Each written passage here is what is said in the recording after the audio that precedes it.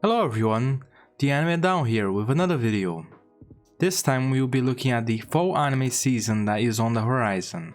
It seems like it will be a great season for anime, so let's get to the top ones for me. But first, consider subscribing to our channel and ringing the bell for notifications whenever new videos come up. So let's get to the video.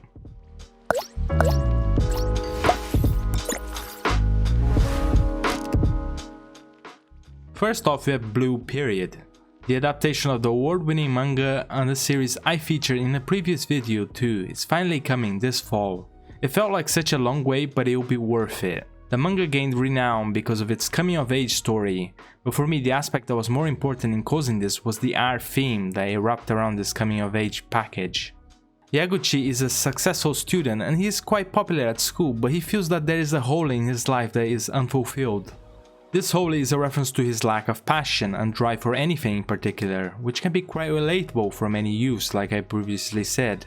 Since school in Japan and around the world really are not really about encouraging people to find things they might enjoy doing, but about passing knowledge and testing whether it's stuck. It is interesting to see Yaguchi encounter art through coincidence. He sees a painting from Picasso's Blue Period collection, and looking at the painting deeply influenced him in such a brief moment that it made him fall in love with the colors and painting, which led him to trying it out. Joining the painting club and experiencing painting gradually fills his empty hole and gives him something to strive for the future. It's a very nice manga. The beginning parts are the most interesting parts of the series, which should make the anime really cool because it's covering these very interesting parts of the manga. Next we have Komi-san Can't Communicate. Komi-san is a series that many people have been looking forward to seeing animated. It was a permanent feature at Anime Japan's series people want to see animated polls. It took quite a while, but it finally happened and it's airing this fall. There's a reason it had so many people eager to watch it, and it's because it's a really cute comedy series. Komi is the school's most beautiful girl and the most popular girl as well, though she never speaks and some people are intimidated by her presence, like Tadano, who is just really a normal and blunt guy. But one day, he stumbles onto Komi alone and he notices that she has severe problems with communication with other people. However, Komi dreams of making many friends. 100 exactly, and Tadano says in the rather cheesy line that she only needs to find another 99 and that he will help her. Subsequently, Tadano and Komi start to befriend a great deal of different people, many of which have their own wacky quirks. Like his friend that dresses like a girl, who knows everyone at school. There's a question mark over his sex as Tadano cannot tell the sex of him, and this is just one of the many other strange characters in this somewhat peculiar school. The PV looks good and the studio is okay, but this sort of anime does not need great animation to succeed. It's just a really nice cute story and it should be really sweet for anyone that really likes these sort of romance stories like Takagi-san, those sort of stories that are very cute, simple comedy romance stories. Next we have The Vampire Dies in No Time. What can I say about a series where the main character dies at the drop of a hat? Jaluk is a vampire, but he's incredibly weak and dies easily, in fact almost every chapter, even multiple times, to the level that a counter of his death is one of the running gags of the series. There are many wacky characters to match Jaluk. One of these characters is Ronaldo, a vampire hunter and writer who is living with him. Ronaldo is usually the straight man, but he often also plays along in many hijinks. His editor that carries a large axe is usually involved in those moments, as rightfully so, Ronaldo fears him with all his heart. There are many other characters that are very iconic and wacky, but I'll leave it to the anime to show them off. If you like comedy, you should watch this series. The jokes in this series are all visual, hence they work even better than in manga form in the anime. In addition, the voices and interplay between the Tsukumi and Boki and the vast amount of ridiculous situations involving vampire hunters and vampires will have you laughing out loud. It's a must-watch for fans of gag comedy like Osomatsu-kun and the likes. The studio in charge of it is Madhouse, but most importantly it has an experienced director and other key staff members, so on the technical side it should be a very good show, a must-watch like every show in this list. Next we have Paladin of the End. It's one of the isekai I featured in one of my previous videos about the top upcoming isekai. Fall has a couple of isekai. A few are delayed ones from summer, but out of all of them, Paladin for me stands out. Paladin has a more somber setting, as the main character is reincarnated as a baby abandoned into a city devoid of life, apart from 3 undead that take care of him. William, the main character, is not overpowered, at least to begin with. The beginning of the novel, which should be the first few episodes of the series, builds up William and the world really well. He grows under the care of the undead, who teach him the skills needed to survive and keep him safe from the world at large. But William looks onto the wider world and decides he has to go and venture out to see for himself this other world he has been born in, instead of staying within the safety of the dead city. Paladin's author is very much inspired by Western fantasy, and this shows in his novel.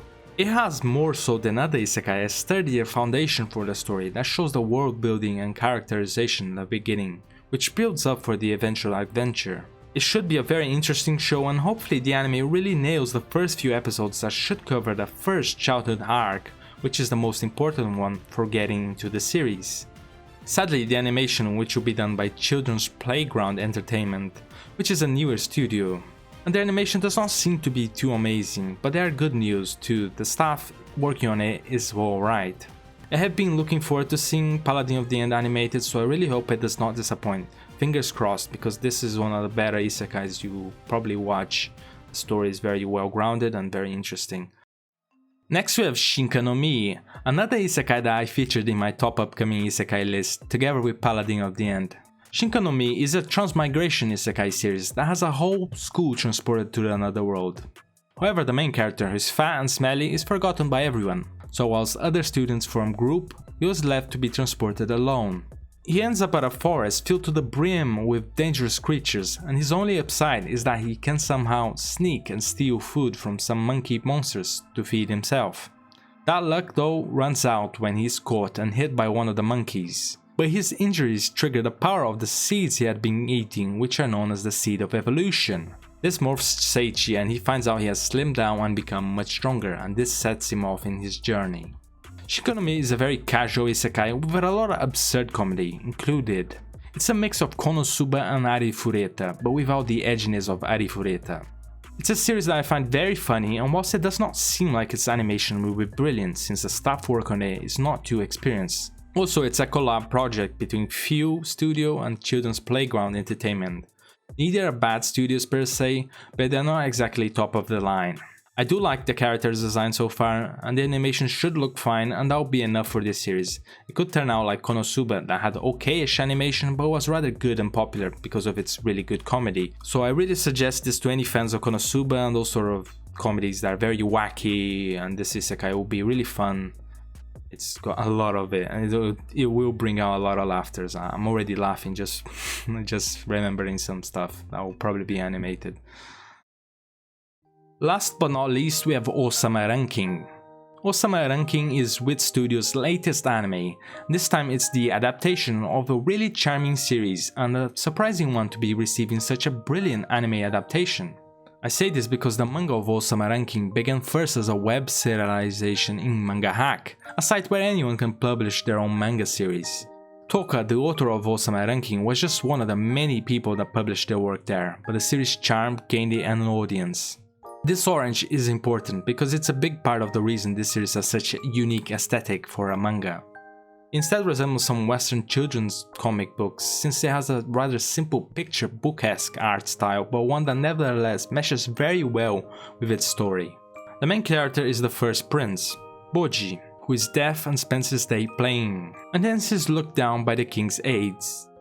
The setting itself might not sound specifically interesting, but how Boji is rather small and how much bigger the other characters are, especially, showcases his weakness. However, this is not a story about him getting revenge or really going against the people who think little of him, or of Boji himself growing.